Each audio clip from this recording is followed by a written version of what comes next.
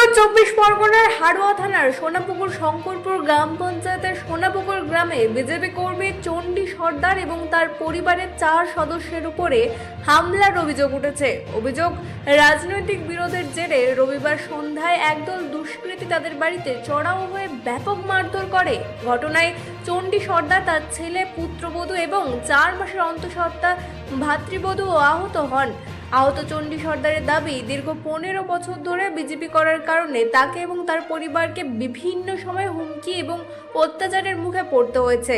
তার অভিযোগ, হামলার সময় অন্তঃসত্ত্বা ভাতৃবধূর পেটেও আঘাত করা হয়। পাশাপাশি তার পুত্রবধূকেও মারধরের পাশাপাশি মুখে অ্যাসিড ছুঁড়ে মারারও হুমকি দেওয়া হয়েছে। আহতদের উদ্ধার করে হাড়োয়া গ্রামীণ হাসপাতালে ভর্তি করা হয়। ঘটনার পর চণ্ডী সর্দার হাড়োয়া থানায় লিখিত অভিযোগ দায়ের করেন। অভিযোগের ভিত্তিতে পুলিশ ঘটনার তদন্ত ইতিমধ্যে শুরু করে দিয়েছে। Bureau report, রাতদিন news network.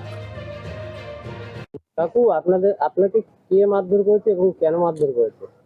আমি বাড়ি থেকে বার হয়েছি, গোবিন্দ সর্দার এবং ওর দুটো ছেলে আমাকে বলে এই জায়গার সমস্যা নিয়ে বিজেপি করার অপরাধ। অন্তত বিজেপি করি আমি ওদের বিরোধী পার্টি, ওরা করে তৃণমূল। এই বিজেপি করার অপরাধে আমাকে 15 বছর ধরে আমাকে লুকিয়ে থাকতে হয়েছিল। বার হয়েছে, আমাকে মেরেছে। সুযোগ পাইনি এতদিন, সুযোগ পেয়েই ওদের চক্রান্ত ছিল মারার। আপনাদের কতজনকে মেরেছে? আমাদের 4 জনকে মেরেছে। ফ্যামিলি, সবাই? পুরো ফ্যামিলি। আচ্ছা, আর কাকে মেরেছে?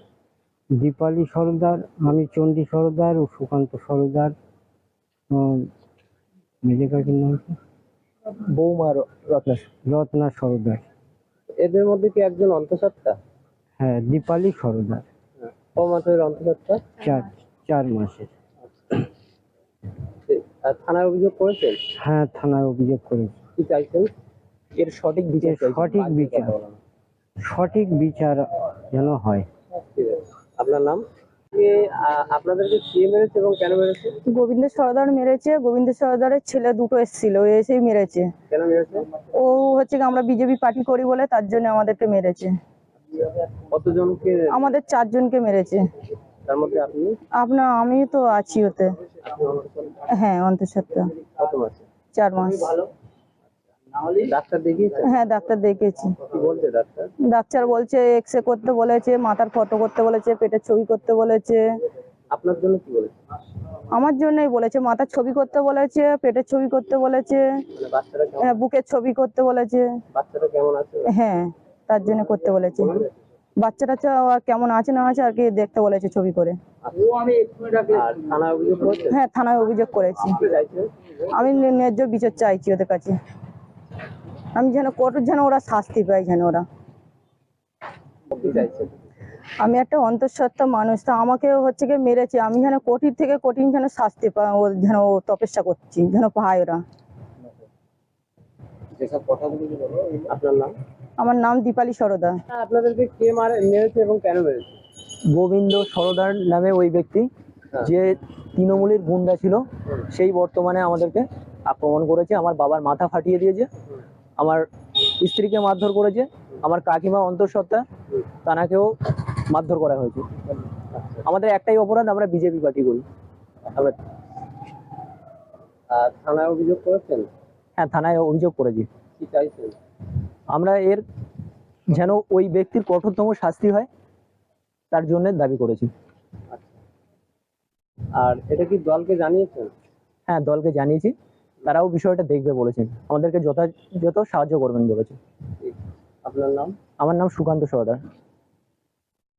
হ্যাঁ, এটা ওপারের ঘটনা, আমাদের হাড়োয়া নদীর ওপার, আমাদের সোনাপুকুর শঙ্করপুর অঞ্চলের ঘটনা। আমাদের মণ্ডল সভাপতির কাছ থেকে আমি সূচনা পেয়ে, সেই স্বপন মণ্ডলের কাছ থেকে সূচনা পেয়ে আমি এদেরকে নিয়ে থানায় এসেছি। এরা ওই চণ্ডী সর্দার এবং তার ভাতৃবধূ দীপালি সর্দার, এই দুজনের উপরে নারকীয় হামলা হয়েছে। তার মধ্যে দীপালি সর্দার প্রেগনেন্ট, 3 মাস বা 4 মাসের গর্ভবতী, তাকে আঘাত করা হয়েছে। এবং ওই চণ্ডী সর্দারের মাথায় আঘাত করা হয়েছে, 4টে সেলাই পড়েছে। এদের অপরাধ, এরা বিজেপি করে, তৃণমূলের হারবাদ বাহিনী। এখনো ভুলে গেছে যে সরকার পরিবর্তন হয়েছে, এখন পশ্চিমবঙ্গে আইনের শাসন চলছে, শাসকের আইন চলবে না। তো আমি মণ্ডল সভাপতির কাছ থেকে সমাচার পাওয়ার সাথে সাথে আমি ওদেরকে নিয়ে থানায় এসেছি এবং থানায় একটি এফআইআর রুজু করা হয়েছে। কি চাইছেন? অবশ্যই এর উপযুক্ত যারা দোষী তাদের গ্রেপ্তার চাইছি এবং মার্ডার কেস হিসাবে, অ্যাটেম্প টু মার্ডার কেস হিসাবে ধারা দিতে যাতে দেয় প্রশাসন, সেই জন্য আমরা অবশ্যই তাকে বলবো। রাজ্যে আপনারা এখন ক্ষমতায়, আপনাদেরই কর্মীরা আহত হচ্ছে, শুধু তাই নয় অন্তঃসত্ত্বা যেটা আপনি বললেন তিনি আহত হয়েছেন, কি বলবেন?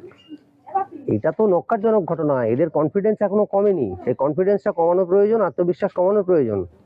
আমি প্রশাসনের কাছে বারবার, আমি এত সময় রাত্রে 11টা বাজে, আমি এই সময় পর্যন্ত এদের সঙ্গে থেকে বলে গেলাম যে এদের উপযুক্ত শাস্তি দেওয়া হোক, যারা অ্যাকিউজড, যারা অভিযুক্ত।